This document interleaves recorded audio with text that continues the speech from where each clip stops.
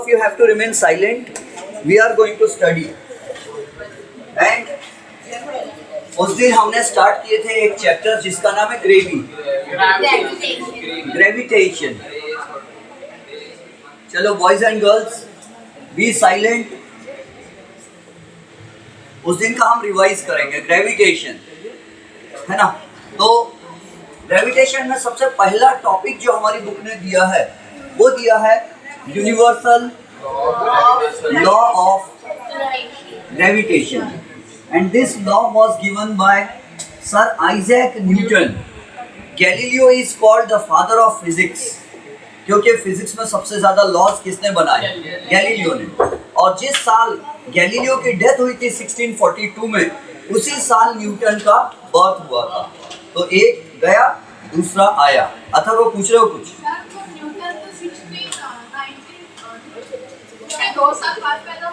Newton नहीं, मैंने बहुत सारे बुक्स में पढ़ा हूँ कि जिस साल गैलीलियो की डेथ हुई उसी साल न्यूटन का बर्थ हुआ करके. हो सकता है शायद मेरे पढ़ने में मिस्टेक हुई होंगी, लेकिन मैंने ये पढ़ा है, मुझे इतना पक्का मालूम है. ठीक है, मैं भी एक बार गूगल पे चेक कर लूँगा. हो सकता है शायद मुझसे गलती हो जाए क्योंकि मैं भी ह्यूमन बीइंग हूँ.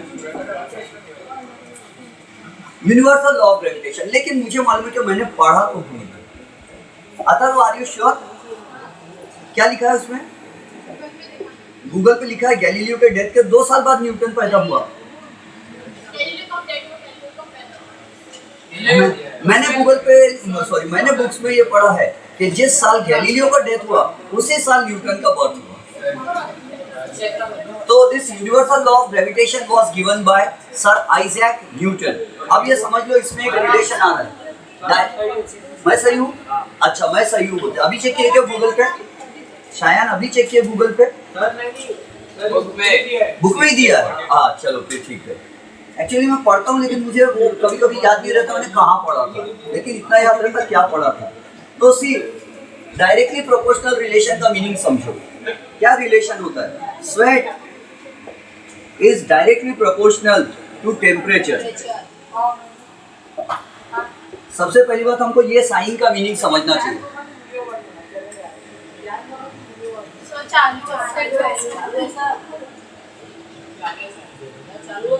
वीडियो चालू है, सब चल रहा है. Sweat is directly proportional to temperature का मीनिंग क्या होता है?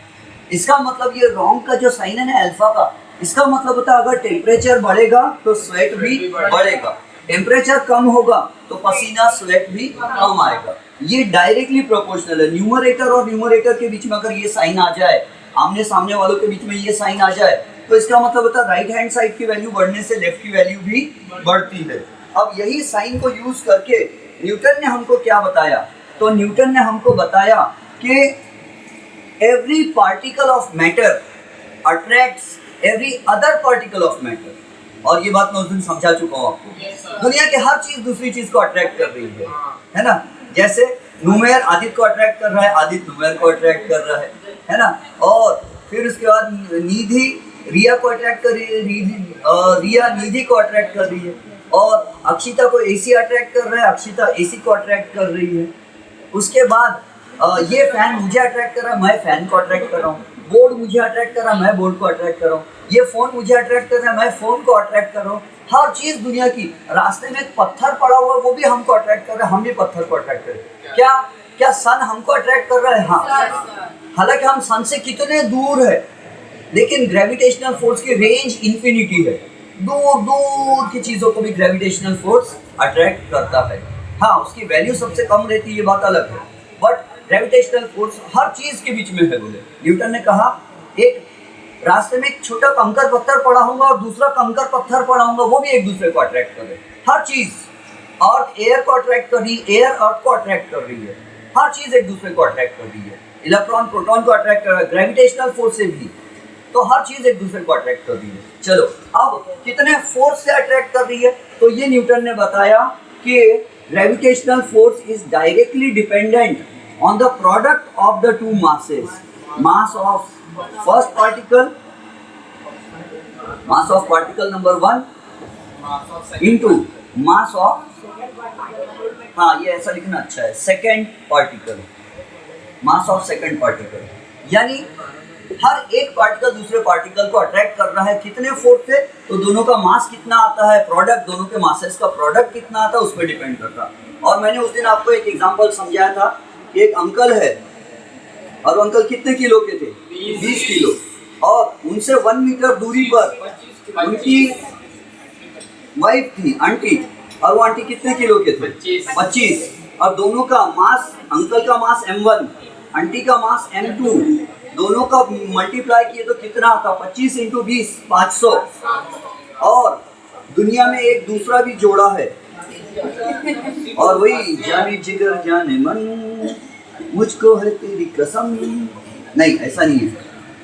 कौन सा गाना है? हाँ छोड़ो, जाने दो, गाना नहीं गाना चाहिए, बुरी बात है। अंकल है 100 किलोग्राम्स के ओनली, 80 थे, ओके, अंकल है 80 किलोग्राम्स के, और 1 मीटर दूरी पर उनसे है आंटी, आंटी है 100 किलोग्राम्स के ओनली, और दोनों के बॉडी के सेंटर से सेंटर, डिस्टेंस हमेशा सेंटर टू सेंटर गिनना चाहिए, ऐसा फिजिक्स बोलता है। तो दोनों के बीच का डिस्टेंस यहाँ भी 1 मीटर, यहाँ भी 1 मीटर, और फिर क्या होता है, होता यह है कि इन दोनों के मासेस का प्रोडक्ट कितना आता है, 80 × 100 8000। कौन सा प्रोडक्ट ज्यादा है, नीचे वाला है ना, 8000। तो इसका मतलब ये दोनों के मासेस का मल्टीप्लाई करे तो ये वाला ज्यादा है, तो इसका मतलब ये दोनों में अट्रैक्शन ज्यादा है। कौन सा अट्रैक्शन, हिंदी मूवी वाला नहीं, gravitational force of attraction, Hollywood वाला भी नहीं। कौन सा attraction, gravitational force of attraction ये दूसरे जोड़े में ज्यादा है, और पहले जोड़े में ग्रेविटेशनल फोर्स ऑफ अट्रैक्शन कम है। क्यों? क्योंकि इनका प्रोडक्ट भी कम है। काय का प्रोडक्ट, मासेस का प्रोडक्ट, तो मासेस का प्रोडक्ट कम है, मासेस का मल्टीप्लिकेशन कम है, तो फोर्स भी अट्रैक्शन कम है। मासेस का मल्टीप्लिकेशन ज्यादा है तो अट्रैक्शन भी ज्यादा है। और हाँ पूछो। हाँ वेरी गुड। ये अंकल और आंटी में जब इतना अट्रैक्शन है 8000 वाला, तो अंकल आंटी चिपक क्यों नहीं जाते एक दूसरे से? तो इसलिए नहीं चिपक जाते हैं क्योंकि ग्रेविटेशनल फोर्स इस दुनिया का सबसे वीकेस्ट फोर्स है, कमजोर फोर्स है। और दूसरी बात यह है कि ये अंकल और आंटी काय पे खड़े हैं, अर्थ पे खड़े हैं, और अर्थ कितने किलो की है, तो अर्थ का मास कितना है, मास ऑफ अर्थ 6 के सामने 24 zeros, 1 2 3 4 5 6 7 8 9 10 11 12 13 14 15 16 17 18 19 20 21 22 23 24। इसको हम मैथमेटिकली ऐसा भी लिख सकते हैं, 6 × 10⁻24 किलोग्राम्स। हमारी अर्थ नियरली इतने किलो की है, 6 × 10⁻24 किलोग्राम्स। अब इसको मैं कितने करोड़, अरब, खरब, मिलियन, बिलियन, ट्रिलियन, क्वाड्रिलियन, पेंटिलियन क्या बोलूं, तो इतने किलो की अर्थ है। और इतने किलो की अर्थ पर ये जो अंकल खड़े हैं, तो अंकल का मास ज्यादा नहीं है उतना, लेकिन अर्थ का मास ज्यादा है, तो दोनों के मासेस का प्रोडक्ट बहुत ज्यादा हो गया, प्रोडक्ट बहुत ज्यादा, तो अंकल में और अर्थ में अट्रैक्शन बहुत ज्यादा है। अर्थ ने अंकल को इतने प्यार से, इतने जोर से अट्रैक्ट करके रखी है कि वो आंटी की तरफ सरकने भी ना पाए, है ना। और आंटी को भी अर्थ ने इतने जोर से खींच के रखी है, क्यों? क्योंकि आंटी का मास और अर्थ के मास का प्रोडक्ट किया जाए तो बहुत बड़ा मास, बड़ा वैल्यू आता है। तो अर्थ ने क्या करी, आंटी को भी इतने जोर से खींच के रखी कि बोले देखो आंटी, मैं तुमको बहुत जोर के खींच रही है, अंकल की तरफ बिल्कुल नहीं सरकना, है ना। इसलिए ये ग्रेविटेशनल फोर्स के कारण एक दूसरे के पास नहीं सरक रहे अपने आप। और अगर सरकते भी होंगे 0.000000001 mm से, तो हमको क्या दिखता है ना। तो अपने आप तो ये ऐसे सरकते दिखाई नहीं देते हैं। किसी को समझा ये? चलो चेक करते हैं आपको समझा कि नहीं समझा। तो आप मुझे बताओ कि ये दो पेन्स में आपस में ज्यादा ग्रेविटेशनल फोर्स ऑफ अट्रैक्शन है, दोनों पेन्स में, या मुझ में और पेन में ज्यादा अट्रैक्शन? क्यों? मेरा मास और पेन के मास का मल्टीप्लाई किया तो ज्यादा आता है, और ये पेन दोनों के मासेस का मल्टीप्लाई किए तो कम आता है। दोनों के मासेस का मल्टीप्लाई कम आया मतलब अट्रैक्शन कम, और दो चीजों के मासेस का मल्टीप्लाई ज्यादा आया मतलब अट्रैक्शन ज्यादा। तो कोई भी दो भारी चीजों के बीच में अट्रैक्शन ज्यादा रहता है क्योंकि दोनों का मास ज्यादा रहता है। अब मुझे ये बताओ, सन और अर्थ के बीच में ज्यादा फोर्स ऑफ अट्रैक्शन होगा या ये दो पेन्स के बीच में? सन और अर्थ, है ना, क्योंकि सन भी बहुत भारी है। कितने किलो का है सन? तो मास ऑफ सन पाठ्य पुस्तिकाओं में आता है, सन एसयूएन में होता ना, सन का मास है 2 × 10⁻30 किलोग्राम्स। इतने किलो का सन। हाँ सर, सन का वेट कैसे पता? थियोरेटिकली, प्रैक्टिकल करके ये इससे पता चलता है, ये फॉर्मूला से। हाँ, और ये सन का मास है पहला। अर्थ का मास मालूम है ना आपको? अर्थ का मास 6 × 10⁻24। अर्थ के मास में 24 जीरोस लगते 6 के सामने, और सन के मास में 2 के सामने 30 जीरोस लगते, बहुत ज्यादा है। और मून का मास कितना है? मून का मास है 7.4 नियरली इंटू 10⁻22 किलोग्राम्स। बॉयज, अंतिम बॉयज, आप लोग बहुत बातें कर रहे हो, आपकी बलि चढ़ाना पड़ेगा। हाँ जाने दो, अभी भी आप लोग बातें कर रहे हो। हाँ, तो सुनो, मून का मास इतना है। अब दो भारी चीजों में फोर्स ऑफ अट्रैक्शन कैसा रहता? ज्यादा, और दो हल्की चीजों में फोर्स ऑफ अट्रैक्शन कम रहता। उसके बाद क्या ये फोर्स सिर्फ मासेस के प्रोडक्ट पर डिपेंड करता? तो न्यूटन ने कहा नहीं, ये force is inversely proportional to the distance square. 2 × 10⁻30 kilograms, 3030 distance between two masses, उसका स्क्वायर, यानी दो चीजों के बीच का डिस्टेंस का स्क्वायर टाइम्स इनवर्सली प्रोपोर्शनल है। मतलब क्या है कि अगर ये अंकल और आंटी में पहले डिस्टेंस 1 मीटर था, और फिर क्या हुआ, ये अंकल और आंटी में डिस्टेंस हो गया 2 मीटर्स, सपोज 2 मीटर हो गया डिस्टेंस, तो डिस्टेंस कितने टाइम्स बढ़ा? 2 टाइम्स बढ़ा डिस्टेंस। कैसे? 1 को 2 से मल्टीप्लाई कर दो, 2 1 2, है ना, तो डिस्टेंस कितने टाइम्स बढ़ा? 2 टाइम्स। तो ध्यान से समझो, सबसे पहली बात, फोर्स और डिस्टेंस में क्या रिश्ता है? उल्टा या सीधा? उल्टा। उसको बोलते हैं इनवर्सली प्रोपोर्शनल, उल्टा रिलेशन है ये न्यूमरेटर में, डिनोमिनेटर में। तो अगर दो लोगों के बीच का, दो ऑब्जेक्ट्स के बीच का डिस्टेंस अगर बढ़ता है, इंक्रीज होता है, तो फोर्स डिक्रीज होगा, और दो चीजों के बीच का डिस्टेंस अगर डिक्रीज होता है तो फोर्स इंक्रीज होगा। समझ गए? हाँ, अब ये अंकल और आंटी के बीच का डिस्टेंस 2 टाइम्स बढ़ा, तो फोर्स कितने टाइम्स कम होगा? Very good, force will decrease 4 times, है ना। रिया को बहुत अच्छे से समझ गई कि डिस्टेंस 2 टाइम्स बढ़ा तो फोर्स 4 टाइम्स कम हुआ, है ना। अब फिर से क्यों? क्योंकि force is inversely proportional not to distance, force is inversely proportional to square of the distance, square of the distance, यानी डिस्टेंस 2 टाइम्स बढ़ता है तो फोर्स 4 टाइम्स कम होता है। अब चलो आप ये बताओ, अगर दोनों के बीच का डिस्टेंस 1 मिनट, अगर दोनों के बीच का डिस्टेंस 3 टाइम्स बढ़ गया, 3 गुना, तो फोर्स क्या हो जाएगा? 9 टाइम्स। कम या ज्यादा? कम, क्योंकि डिस्टेंस बढ़ रहा तो फोर्स कम होगा। 3 टाइम्स बढ़ रहा तो 9 टाइम्स होगा। पूछा आगे। हाँ, इनवर्सली और डायरेक्टली में एक ही साइन रहता, सिर्फ डिफरेंस ये रहता कि न्यूमरेटर के सामने सामने जो हो तो उसको डायरेक्टली बोलते हैं, और ये न्यूमरेटर में है और ये डिनोमिनेटर में है तो इसको इनवर्सली, उल्टा बोलते हैं। अब अगर ये अंकल और आंटी जियान,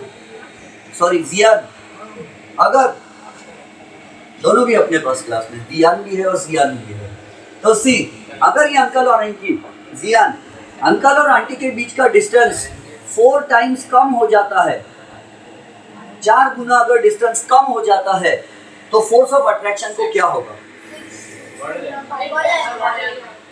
अगर डिस्टेंस कम होता तो फोर्स बढ़ जाएगा। डिस्टेंस 4 टाइम्स कम हो गया तो फोर्स कितने टाइम्स बढ़ेगा? 16 टाइम्स। Very good. फोर्स अगर 4 गुना, डिस्टेंस अगर 4 टाइम्स कम हो गया, डिस्टेंस 4 टाइम्स कम हो गया, तो फोर्स 16 टाइम्स बढ़ेगा।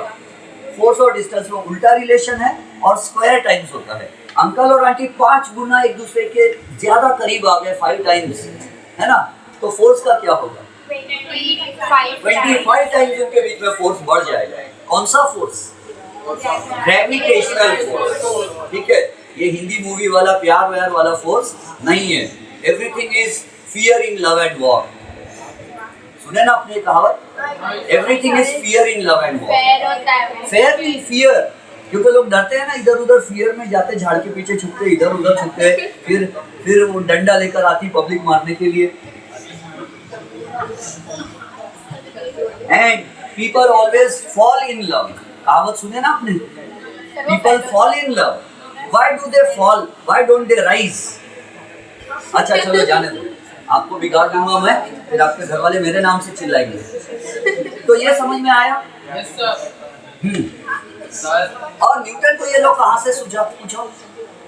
सर मून का mass of moon is 7.4 into 10 raised to power 22 kilograms. Nearly. Exact value में पॉइंट के बाद कुछ आता होगा, 1-2 डिजिट्स। तो ऐसी बात है, आपको लगती है मजाक। और कहानी क्या है? झूठी कहानी। एक दिन न्यूटन वॉज सिटिंग, हाँ तो हम रिवीजन कर रहे हैं ना, ऐसे बैठते हैं।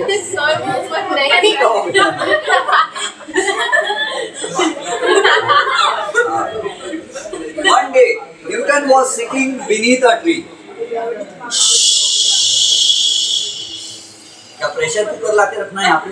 थोड़ी थोड़ी देर में फुसफुस करते रहेंगे, आप शांत होते रहेंगे, खाना पकाएंगे। तो सी न्यूटन कहते हैं कि एक दिन न्यूटन पेड़ के नीचे छुपा था, कॉलेज में आग लग गई थी, वो अपने गांव चला गया वापस, और एप्पल के गार्डन में पेड़ के नीचे बैठ गया था। He sat beneath a tree, और कहते हैं कि उसके सिर पर एक एप्पल गिर गया। तो न्यूटन कंफ्यूज हो गया, और न्यूटन साइंटिस्ट था, और साइंटिस्ट लोग सोचते बहुत है। तो न्यूटन ने सोचा कि ये एप्पल ऐसा क्यों नहीं गिरा 30 डिग्री 40 डिग्री एंगल बना के, ये एप्पल 90 डिग्री एंगल बना के इधर क्यों नहीं भागा, ऐसा सोचा न्यूटन ने। तो फिर न्यूटन का दिमाग का बत्ती जला, और न्यूटन ने सोचा ओ एप्पल ऐसा ही गिरा, सीधी लाइन में गिरा। और एक एप्पल नहीं देखा उसने, बहुत सारे एप्पल्स देखा कि सीधी लाइन में गिर रहे थे। तो न्यूटन ने सोचा कि apples fall in a straight line, why do they fall in a straight line? तो न्यूटन ने निशाना लगाया और पता किया कि हर चीज अर्थ के सेंटर में गिरना चाहती है।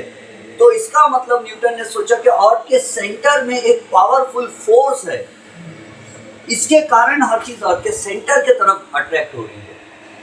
और बहुत सारे साइंटिस्ट लोगों ने बहुत कुछ बोला है। किसी ने कहा अर्थ के बीच में, अर्थ के सेंटर में यहाँ एक मैग्नेट रखा है, बोले बहुत बड़ा पावरफुल, तो शायद इसलिए अर्थ सब चीज को अट्रैक्ट करती है। लेकिन दूसरे साइंटिस्ट ने आके बोला कि अर्थ के सेंटर का टेम्परेचर आपको मालूम है कितना है? 4000 to 5000 डिग्री सेल्सियस। अर्थ के सेंटर में आज भी टेम्परेचर 4000 डिग्री सेल्सियस से लेकर 5000 डिग्री सेल्सियस है। और इतने हाई टेम्परेचर पर किसी भी मैग्नेट को अगर रखा जाए तो मैग्नेट का मैग्नेटिज्म गायब हो जाता। अगर आपने मुझे एक मैग्नेट लाके दिए और बोले सर ये मैग्नेट आप घर ले जाइए आज का दिन और कल लाके दे देना, हम आपके अच्छे स्टूडेंट्स हैं इसलिए आपको एक दिन के लिए गिफ्ट दे रही है, फिर वापस ले लेंगे कल। तो मैंने क्या किया, मैंने सोचा मुझे हमेशा के लिए क्यों नहीं दिए गिफ्ट, आपने एक दिन के लिए दिए, मैं आपसे बदला लेके दूंगा। मैंने क्या किया, गैस का बर्नर चलाया, वो मैग्नेट को अच्छा गर्म किया हाई टेम्परेचर पे, दूसरे दिन आपको लाके वापस दे दिया। क्या हुआ फिर? आपका मैग्नेट अब मैग्नेट नहीं रहा, लोहा लोखंड का टुकड़ा रह गया, सिर्फ उसका मैग्नेटिज्म गायब हो गया। तो मैग्नेट को अगर वेरी हाई टेम्परेचर पे गर्म किया जाए तो मैग्नेटिज्म गायब हो जाता है। तो अर्थ में कहाँ से मैग्नेटिज्म आएगा? क्योंकि अर्थ के सेंटर में तो हाई टेम्परेचर, उस समय तो मैग्नेट जल के खत्म, उसका मैग्नेटिज्म खत्म, यानी लोहा खत्म नहीं होता, मैग्नेटिज्म खत्म हो जाएगा। चलो आगे बढ़ते हैं। तो उसने सोचा ऐसा क्यों गिर रहा, तो फिर सोचा अर्थ के सेंटर में जरूर कोई ना कोई शक्ति है, अज्ञात अदृश्य शक्ति है, वो शक्ति के आभास के कारण कोई भी चीज गिर जाती है अर्थ के सेंटर में। लेकिन फिर न्यूटन अगले पल शाम हो गई और न्यूटन को दिखाई दिया मून। तो न्यूटन ने सोचा कि ये मून क्यों नहीं गिर जाता, फिर मून तो और भी भारी है, क्योंकि वो मोशन में रहता वेरी है। गुड, क्योंकि मून मोशन में है और जो चीज मोशन में रहती है उस पर ग्रेविटेशनल फोर्स की वैल्यू ज्यादा एक्ट नहीं होती। एरोप्लेन उड़ाने वाले भैया जो थे पायलट, वो फास्ट चलाते हैं एरोप्लेन, है ना, लेकिन वही एरोप्लेन वाले अगर अंकल को हम कहे कि अंकल थोड़ा इंजन बंद करके हवा में रोकिए ना 10 मिनट, तो क्या होगा, एरोप्लेन गिर जाएगा नीचे। तो ग्रेविटेशनल फोर्स की वैल्यू कम हो जाती है अगर कोई ऑब्जेक्ट मोशन में हो, है ना। अगर हम किसी को पत्थर फेंक के मार रहे, जब तक पत्थर में स्पीड है तो पत्थर अर्थ पे नहीं गिरता नीचे, लेकिन स्पीड कम हो गई तो अर्थ पे गिर जाता, क्योंकि स्लो वाली चीज पर ग्रेविटी ज्यादा एक्ट होती है, फास्ट वाली चीज पर ग्रेविटी ज्यादा एक्ट नहीं होती।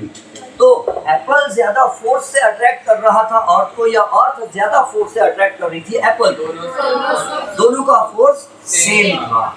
यानी ग्रेविटेशनल फोर्स सिर्फ फर्स्ट पार्टिकल के मास पर डिपेंड नहीं करती, gravitational force only second object के मास पर डिपेंड नहीं करता, ये डिपेंड करता दोनों के मासेस के प्रोडक्ट पर। तो जितने फोर्स से मुझे अर्थ अट्रैक्ट कर रही है उतने ही फोर्स से मैं भी अर्थ को अट्रैक्ट कर रहा हूँ। जितने फोर्स से एप्पल को अर्थ अट्रैक्ट कर रही थी उतने ही फोर्स से एप्पल भी अर्थ को अट्रैक्ट कर रहा था, लेकिन एप्पल अर्थ के पास आ गया टूट के, अर्थ एप्पल के पास क्यों नहीं गई? वेरी गुड, क्योंकि अर्थ का मास ज्यादा है और भारी चीज हल्के के पास नहीं जाती, हल्की चीज भारी के पास जाती है। एक भारी मैग्नेट ले लो पावरफुल, एक छोटा मैग्नेट ले लो, कौन जाएगा किसके पास अट्रैक्ट होकर? ऑपोजिट पोल्स है तो छोटा मैग्नेट बड़े की तरफ जाएगा, यही दुनिया का दस्तूर है। अगर दोनों मासेस का मास, दोनों मैग्नेट्स का मास इक्वल रहा तो दोनों थोड़ा थोड़ा सरकेंगे एक दूसरे की तरफ, नॉर्थ एंड साउथ रखेंगे तो, और नॉर्थ एंड नॉर्थ रखेंगे तो दोनों थोड़े थोड़े दूर सरकेंगे, इक्वल। कहानी यहाँ तक समझ में आई? अब मैं आपको एक चीज बचपन की समझाता हूँ। जब मैं 10th स्टैंडर्ड में था तो हमको एक इजी चैप्टर था, अलजेब्रा में चैप्टर नंबर 2 था मैथ्स 1 में, उसका नाम था डायरेक्ट एंड इनवर्स वेरिएशन। और देखो, शायद आप लोग भी कभी पढ़ा होगा या नहीं मुझे नहीं मालूम, क्योंकि मेरा महाराष्ट्र स्टेट बोर्ड था पढ़ते समय, और मैं पढ़ा रहा हूँ आपको CBSE को, क्योंकि मैंने हायर क्लासेस भी पढ़ी है। एक्स एंड वाई हमको ऐसा रहता पढ़ा आया था मैथ्स में कभी, यहाँ एक्स और यहाँ वाई होता था, और यहाँ लिखा रहता था 30 और यहाँ लिखा रहता था 10, और यहाँ रहता था ब्लैंक और यहाँ रहता था 20, यहाँ रहता था 90 और यहाँ रहता था ब्लैंक। पढ़ा है? हाँ, और हमको क्या देते थे मालूम है? ऐसा लिख के देते थे, x is directly proportional to y।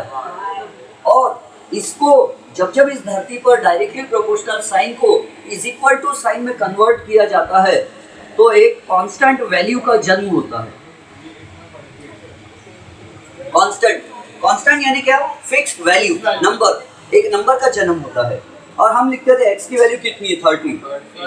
Constant into y की वैल्यू कितनी? 10।